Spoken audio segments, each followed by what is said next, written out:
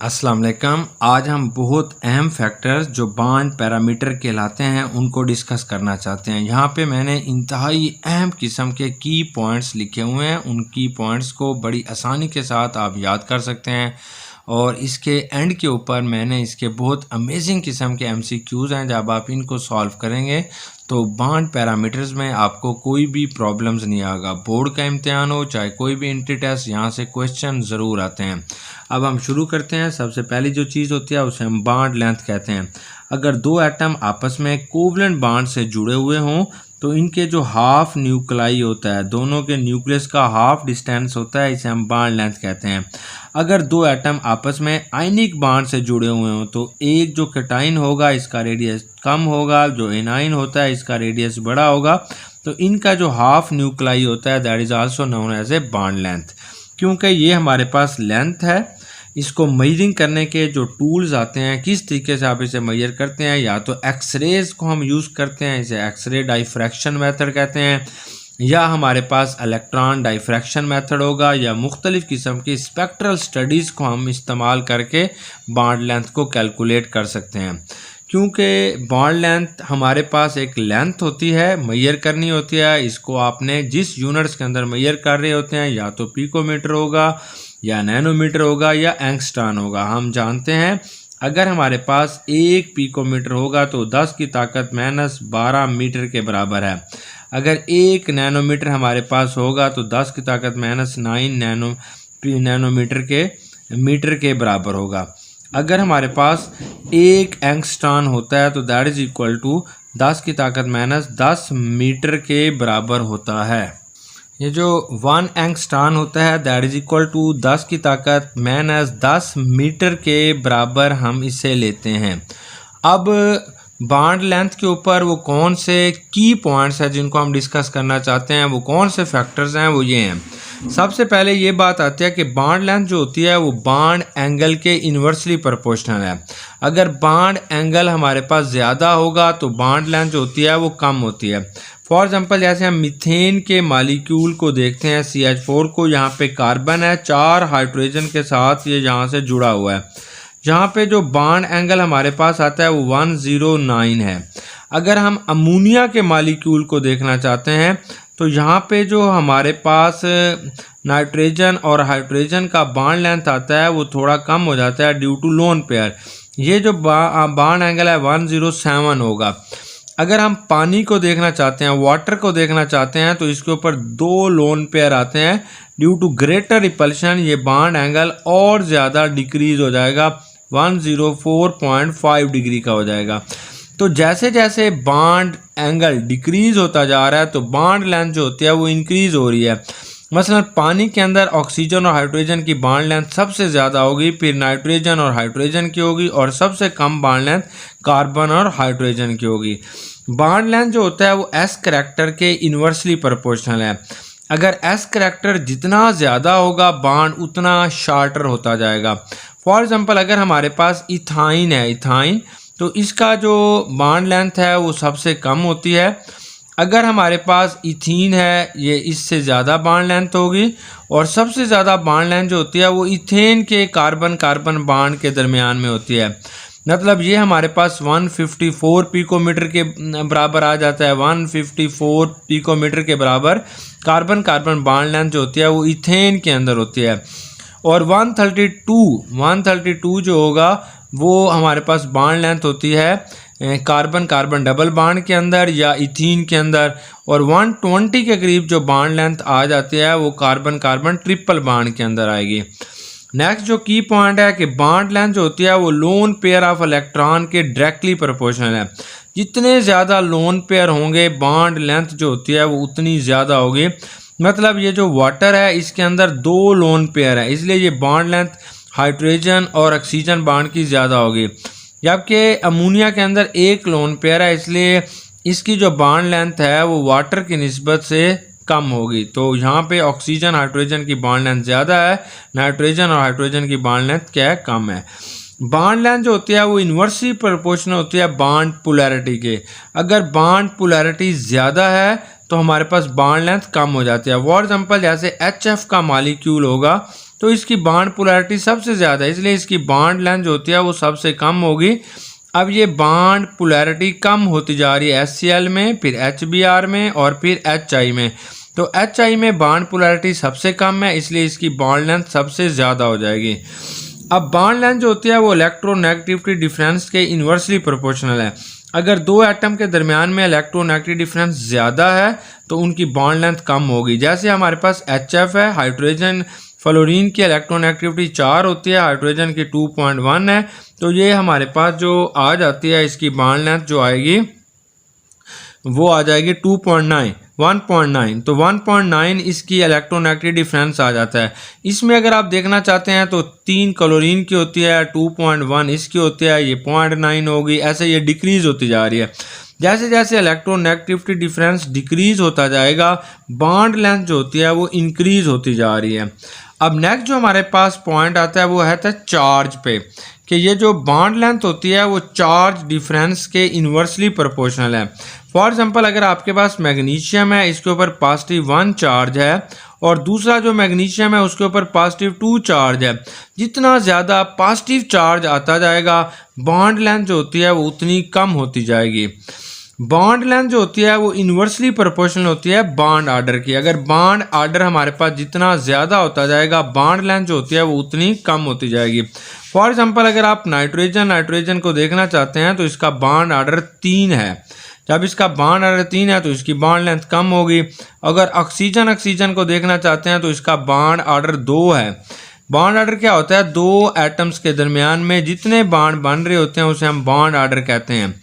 अगर हम फ्लोरीन को देखना चाहते हैं तो इसमें बॉन्ड आर्डर 1 है, इसलिए बॉन्ड लेंथ सबसे ज़्यादा फ्लोरीन की होगी और इसकी बॉन्ड लेंथ सबसे कम होगी। बॉन्ड लेंथ जो होती है वो इलेक्ट्रॉनिक रिपल्शन के डायरेक्टली प्रोपोर्शनल है। मतलब यह है कि अगर किसी चीज़ के ऊपर जितना ज़्यादा नेगेटिव चार्ज आएगा इलेक्ट्रॉनिक क्लाउड उतना ज़्यादा फैलता चला जाएगा ड्यू टू रिपल्शन। तो इसलिए H2 नेगेटिव की जो बॉन्ड लेंथ है वो ज़्यादा है, जबकि H2 पॉजिटिव की यानी हाइड्रोजन पॉजिटिव आयन की जो बॉन्ड लेंथ है वो कम हो जाएगी। अब ये बहुत प्यारी बात है कि हमारे पास हमेशा जो बॉन्ड लेंथ आपके पास एक्सपेरिमेंटल वैल्यूज़ होती हैं वो हमेशा जो है वो कम होती है, जबकि जो कैलकुलेटेड वैल्यूज़ आप निकाल रहे होते हैं वो हमेशा ज़्यादा होती है। रेजोनेंस एंड हाइपर कॉन्जुगेशन जो होती है वो भी बॉन्ड लेंथ के ऊपर बहुत ज़्यादा असरअंदाज करती है। फॉर एग्जांपल अगर बेंजीन के मालिक्यूल को हम देखना चाहते हैं तो इसके अंदर जो हमारे पास बॉन्ड लेंथ आ रही है कार्बन की वो 1.39 एंगस्ट्रॉन के बराबर होती है बिटवीन कार्बन एंड कार्बन के दरमियान में। सेकंड जो हमारा बहुत इंपॉर्टेंट किस्म का पैरामीटर है उसे हम बॉन्ड एनर्जी कहते हैं। तो जब भी कोई बॉन्ड बनेगा, मतलब दो हाइड्रोजन के एटम जब आपस में मिलेंगे तो ये बॉन्ड बनता है, इस वक्त जो एनर्जी रिलीज होगी, और जब हमारे पास कोई बॉन्ड ब्रेकअप होता है तो इस वक्त एनर्जी जो होती है वो अब्जॉर्ब होती है। बॉन्ड एनर्जी का जो यूनिट होता है वो किलो जूल पर मोल होगी। तो for example bond energy of 1 mole of hydrogen जो होती है वो 436 किलो जूल पर मोल के बराबर होगी। अगर हम bond energy of 1 molecule of hydrogen लेना चाहते हैं तो 436 किलो जूल को हमने एवोगाड्रोज नंबर से डिवाइडेड कर देंगे, तो ये जो जवाब होगा ये 72.42 10⁻⁻23 किलो जूल पर मॉलिक्यूल आ जाएगा कि एक मॉलिक्यूल की हमारे पास इतनी जो है वो बॉन्ड एनर्जी है, मतलब H2 की आ जाएगी। अगर हम एक एटम की लेना चाहते हैं, एक हाइड्रोजन की लेना चाहते हैं, तो इसको फिर हम 2 के ऊपर तकसीम कर देंगे, तो ये जो हमारे पास बॉन्ड एनर्जी आएगी वो 36.21 10⁻⁻23 किलो जूल पर एटम के बराबर आएगी। तो इस तरीके से हम बॉन्ड एनर्जी जो है वो कैलकुलेट कर सकते हैं। तो बॉन्ड एनर्जी हम मोस्टली किलो जूल पर मोल में कैलकुलेट करते हैं। अब factors, bond energy bond strength के डायरेक्टली प्रोपोर्शनल है। अगर कोई बॉन्ड स्ट्रॉन्ग बॉन्ड है, ताकतवर बॉन्ड है, तो उसको तोड़ना मुश्किल होगा, तो उसकी बॉन्ड एनर्जी भी हमारे पास ज़्यादा होती है। फॉर एग्जांपल जैसे हमारे पास HF का बॉन्ड होगा, इसकी बॉन्ड स्ट्रेंथ जो है वो ज़्यादा स्ट्रॉन्ग बॉन्ड है, इसको तोड़ना मुश्किल होगा, ज़्यादा बॉन्ड एनर्जी चाहिए बनिस्बत हमारे पास HCl और HBr के। अब सेकंड ये है कि बॉन्ड एनर्जी बॉन्ड ऑर्डर के डायरेक्टली प्रोपोर्शनल है। अगर बॉन्ड ऑर्डर ज़्यादा होगा तो बॉन्ड एनर्जी भी ज़्यादा होगी। फॉर एग्जांपल जैसे कार्बन कार्बन ट्रिपल बॉन्ड है तो इसकी बॉन्ड एनर्जी ज़्यादा है क्योंकि यहाँ पे 3 बॉन्ड 2 कार्बन एटम्स के दरमियान में बने हुए हैं। इसकी मिसाल ये है कि किसी को आपने 3 चीज़ों से पकड़ा हुआ है तो उसकी बॉन्ड एनर्जी ज़्यादा होगी, उसको तोड़ना उसको छुड़ाना मुश्किल होगा। बनिस्बत इसके जिसमें डबल बॉन्ड होगा इसकी बॉन्ड एनर्जी ज़्यादा होती है बनिस्बत उसके जिसमें कार्बन कार्बन सिंगल बॉन्ड आ जाता है। बॉन्ड एनर्जी जो होती है directly proportional to the S character. अगर एस करैक्टर ज़्यादा होगा तो बॉन्ड एनर्जी भी ज़्यादा होगी। फॉर एग्जांपल ये कार्बन कार्बन ट्रिपल बॉन्ड जो है इसमें एस करैक्टर 50% है तो इसकी बॉन्ड एनर्जी सबसे ज़्यादा होगी।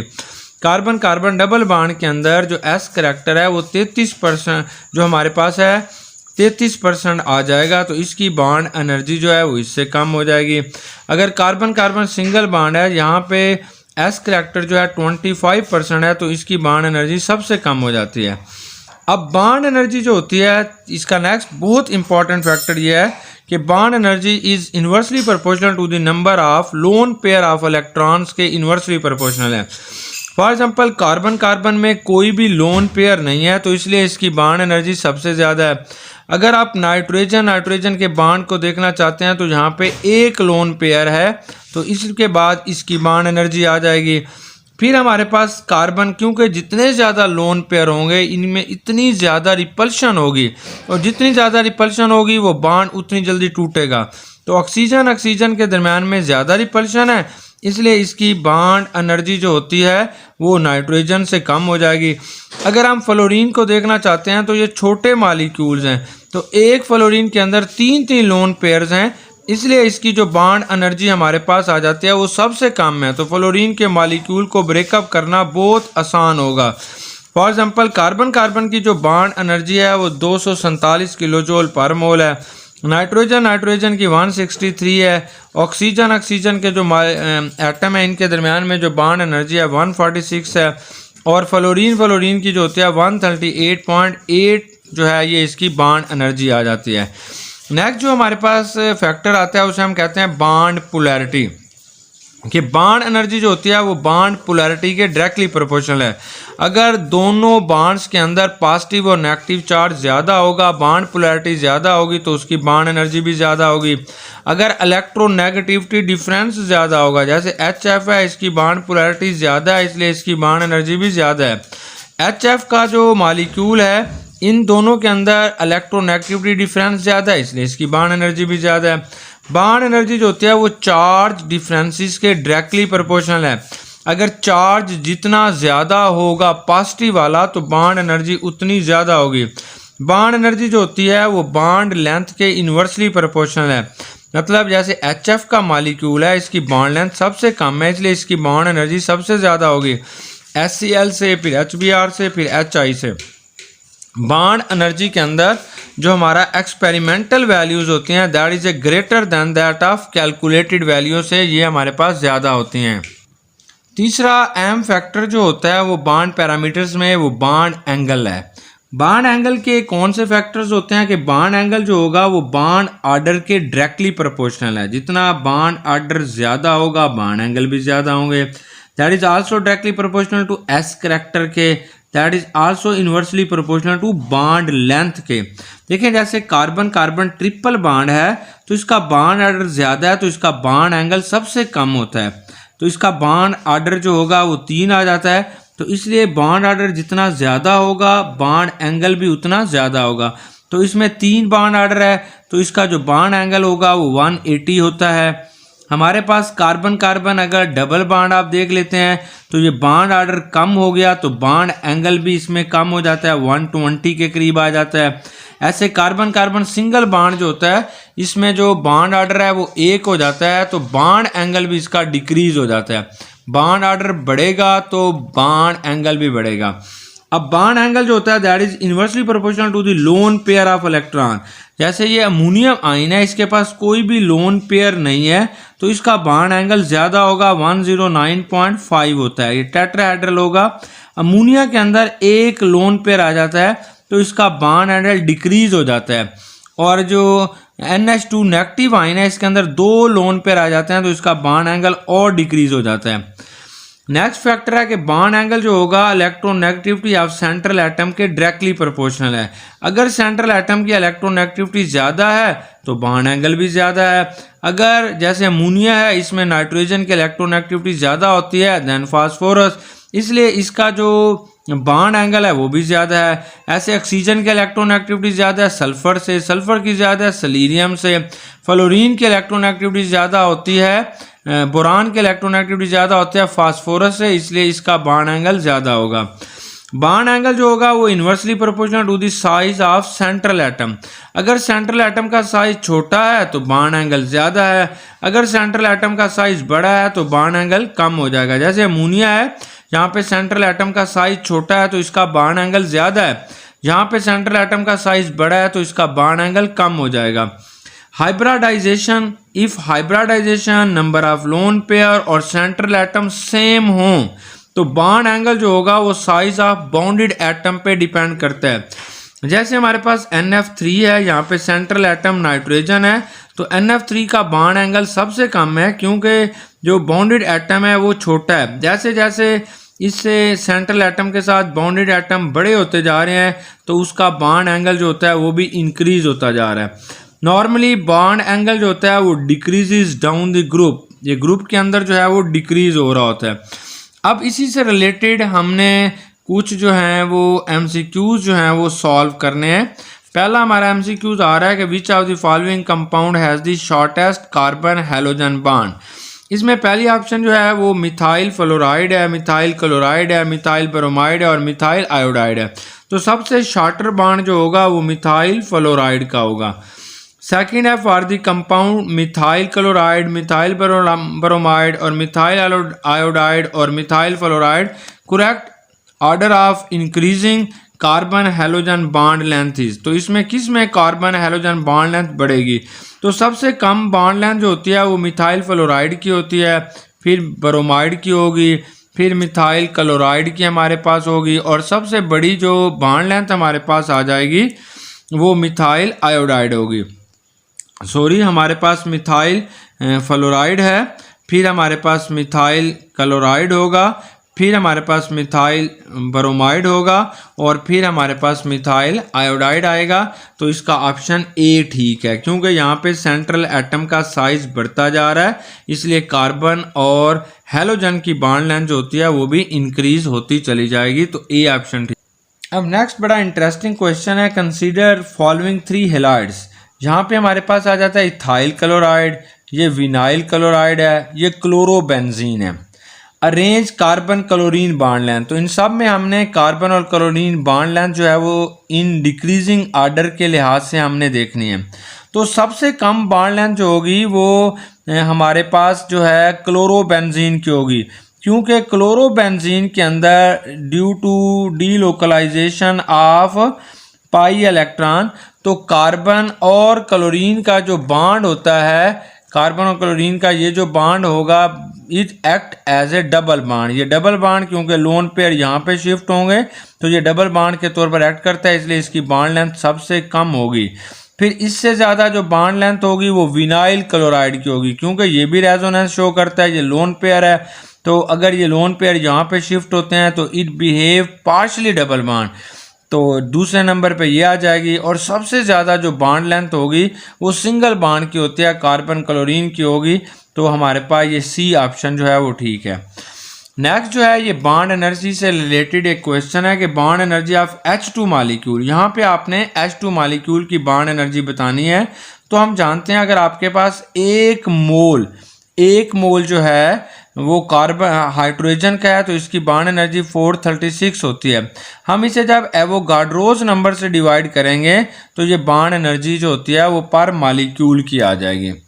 नेक्स्ट जो है ये बड़ा इंटरेस्टिंग क्वेश्चन है कि डिसोसिएशन ऑफ CH4। अगर हमारे पास मीथेन होता है तो इसकी बॉन्ड एनर्जी 360 किलो कैलोरी पर मोल है और इथेन जो होता है इसकी जो बॉन्ड एनर्जी आती है वो 620 किलो कैलोरी पर मोल है। तो बताना यह है कि कार्बन की बॉन्ड एनर्जी जो होती है वो हमारे पास कितनी होगी। तो ये क्वेश्चन ये है हमारे पास कि मीथेन, ये जो मीथेन है ये CH4 है, इसके अंदर जो है वो 4 बांड बने हुए हैं और 4 बांड की जो बांड एनर्जी है वो 360 किलो जूल पर मोल है।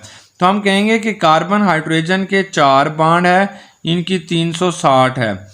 अगर आपने एक बांड लेना चाहते हैं कार्बन हाइड्रोजन के दरमियान में, तो ये 360 को आपने 4 से तकसीम करेंगे, तो ये हमारे पास जवाब जो आएगा ये 90 आ जाएगा।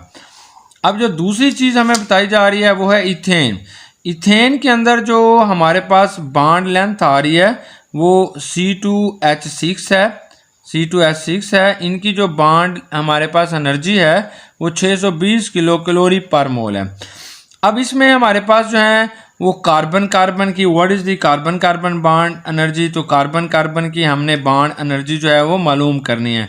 तो कार्बन और हाइड्रोजन, ये जो कार्बन और हाइड्रोजन जो है वो आपस में जुड़े हुए हैं, तो इनके दरमियान में 6 कार्बन जो है वो हाइड्रोजन के दरमियान में जुड़े हुए हैं, तो ये 6 की हमारे पास आ जाएगी और एक जो है वो कार्बन कार्बन की आएगी। तो इस तरीके से टोटल ये 620 किलो जूल पर मोल है। अब हमारे पास जो है कार्बन हाइड्रोजन की जो है वो आपने बांड एनर्जी अभी यहाँ पे कैलकुलेट की है कि कार्बन की, तो ये 6 ज़रबे 90 आ जाएगा, बराबर है 620 आएगा। 1 कार्बन कार्बन की जो आएगी आप लिखेंगे कि ये हमारे पास बराबर हो जाएगी 60 और ये 540, ये 650 है, तो 1 कार्बन कार्बन बांड आएगी 620 माइनस 540, तो तकरीबन ये 80। ये हमारे पास जो है ये 80 किलो जूल पर मोल जो है ये कार्बन कार्बन की बांड लेंथ आएगी और बांड एनर्जी आएगी। अब नेक्स्ट हमारे पास आ रहा है कि bond energies in NO positive and NO negative are such कि इनमें किसकी ज़्यादा है। तो यहाँ पे हमने बांड जो है वो ऑर्डर देखना है। जैसे NO पॉजिटिव है, इसका बांड ऑर्डर 3 होता है, NO का बांड ऑर्डर 2.5 होगा और हमारे पास NO का जो बांड ऑर्डर होगा वो 2 होगा। अब जिसका बांड ऑर्डर ज़्यादा है उसी की बांड एनर्जी जो होगी वो ज़्यादा हो जाएगी, जिसका बांड ऑर्डर कम हो रहा है उसकी बांड एनर्जी भी कम हो रही है, तो ये ऑप्शन जो होगा वो हमारे पास सी होगा। Decreases the bond order decreases the bond energies. Next question यह है कि bond energy of covalent bond decreases with increase in. तो कोवलेंट बांड की बांड एनर्जी जो होती है वो इस वक्त डिक्रीज हो जाती है जब साइज ऑफ एटम जो होगा वो इंक्रीज हो जाएगा। नेक्स्ट यह है कि in which of the following bond dissociation energy of second is larger than first. तो हमने बताना है कि सेकंड की बांड एनर्जी ज़्यादा है लेकिन जो फर्स्ट है उसकी बांड एनर्जी जो होगी वो कम होगी।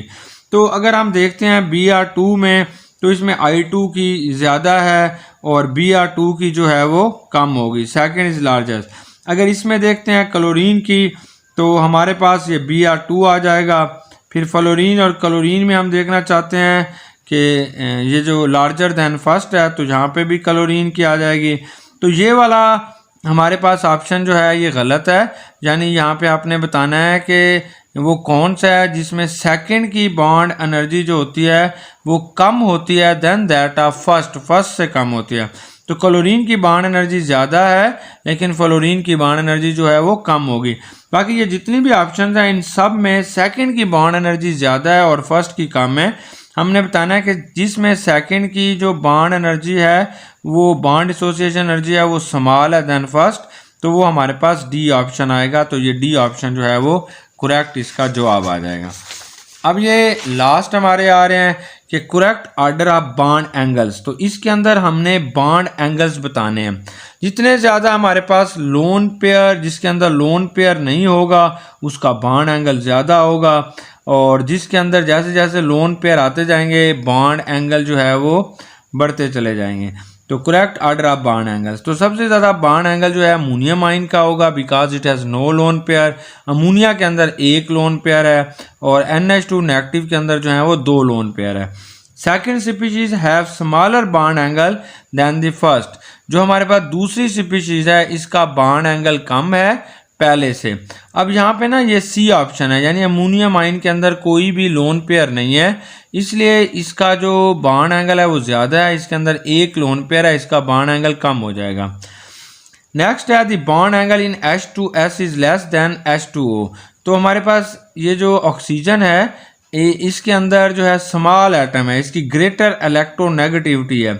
अगर हमारे पास इलेक्ट्रोनेगेटिविटी ज़्यादा आ जाए या ये जो ऑक्सीजन है इसका साइज़ हमारे पास कम है, अगर स्मॉल साइज़ होगा तो उसका बॉन्ड एंगल भी ज़्यादा होगा, तो ये ऑप्शन ए ठीक है। Bond angle between hydrogen and carbon carbon in ethane, ethane के अंदर जो बॉन्ड एंगल होगा वो कार्बन और हाइड्रोजन के दरमियान में वो 109.5 डिग्री का होता है। In which of the compound bond angle is maximum, bond angle इन सब में किस में ज़्यादा हमारे पास होगा, तो बॉन्ड एंगल जो होगा मीथेन के अंदर 109 है। बेरियम क्लोराइड जो होता है ये एक लीनियर मॉलिक्यूल है, इसका 180 है। अमोनिया जो होगा 105 होगा। बोरान ट्राईफ्लोराइड जो होगा ये 120 होगा। तो करेक्ट ऑप्शन बी होगा कि बेरिलियम क्लोराइड ये जो होगा ये 180 हमारे पास इसका बॉन्ड एंगल होगा। विच HX bond angle is greater in the following compound, इनमें से किसका बॉन्ड एंगल जो है वो सबसे ज़्यादा होगा। देखिए मीथेन जो है इसका बॉन्ड एंगल 109 होगा, अमोनिया का 107.5 होगा, वाटर का 104.5 है, इसका और कम हो जाएगा। तो सबसे ज़्यादा बॉन्ड एंगल जो होता है वो मीथेन का है। तो उम्मीद है कि आपको बॉन्ड पैरामीटर बहुत अच्छे समझ आ गए होंगे। वस्सलाम।